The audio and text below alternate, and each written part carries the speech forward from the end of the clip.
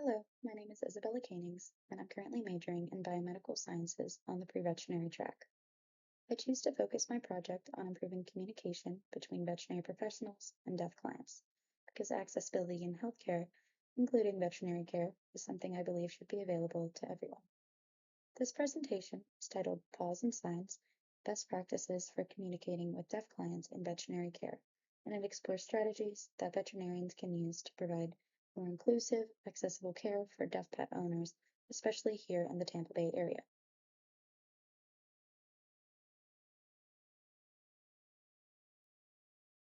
So, why is this important? Many veterinary clinics serve a wide range of clients, including those who are deaf or hard of hearing. However, many veterinary professionals aren't trained to communicate effectively with deaf clients, which creates barriers to care. Without clear communication, it's a lot harder for deaf pet owners to explain their pet's symptoms or even to fully understand a veterinarian's diagnosis or instructions.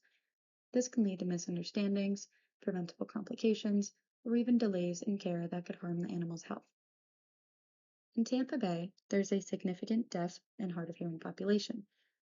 These are supported by local organizations like the Family Center on Deafness and Self Reliance. Their work shows community accessibility is a very top priority, and veterinary care should be part of that movement toward inclusivity.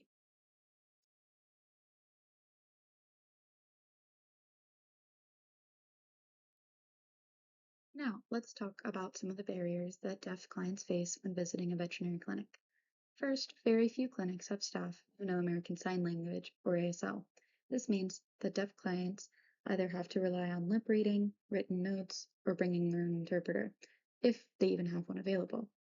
Second, many clinics rely heavily on verbal communication, whether it's giving instructions, explaining diagnoses, or discussing treatment plans.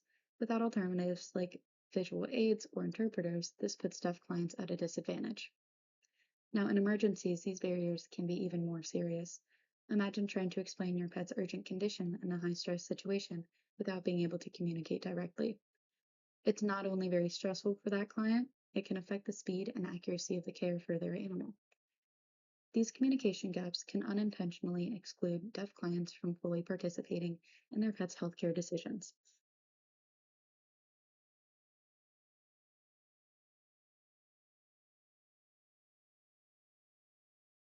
So, what are some best practices for vets? Fortunately, there are steps veterinary professionals can take to improve communication. One important practice is learning basic veterinary related ASL. Even knowing a few signs like dog, cat, medicine, and pain can go a long way in helping deaf clients feel understood and respected. Clinics can also use more visual communication methods such as writing out care instructions, using whiteboards, diagrams, or texting if that's preferred by the client. Another strategy is working with interpreters, either in person or through video relay services. This allows real time communication with the client and ensures nothing important is lost in translation.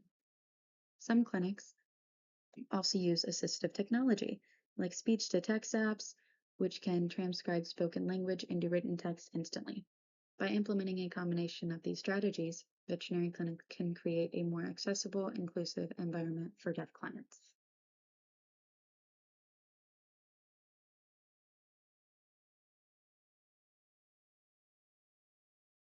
In the Tampa Bay area, there are many local resources and organizations already working to support the deaf community.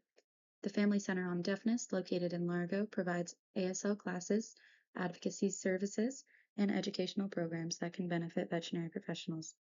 Learning ASL from this center or collaborating with them for staff training can help bridge communication gaps in clinics.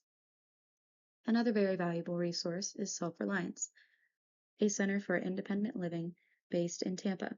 They offer communication access services and advocate for accessibility across many areas, including healthcare.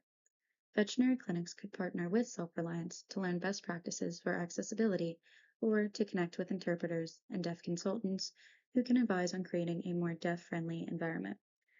Using these local resources can make it easier for veterinary clinics to build connections and provide more equitable care.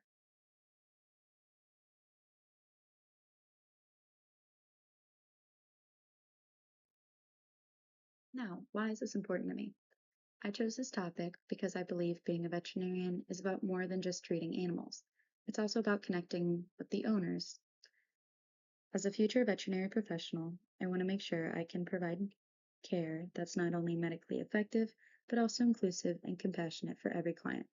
Learning how to communicate with deaf clients and understand their experiences is one step toward that goal. By focusing on accessibility, I hope to contribute to a more equitable veterinary field where everyone, regardless of hearing ability, can receive high quality care for their pets.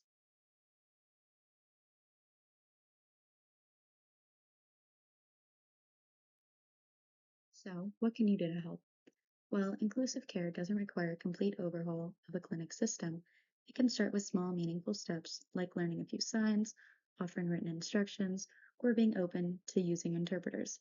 These small changes can make a big impact in helping deaf clients feel welcome and respected. Ultimately, creating a more accessible veterinary practice depends not only on deaf clients, but also strengthening the clinic's ability to serve a diverse community. Thank you for taking the time to learn with me about this important issue.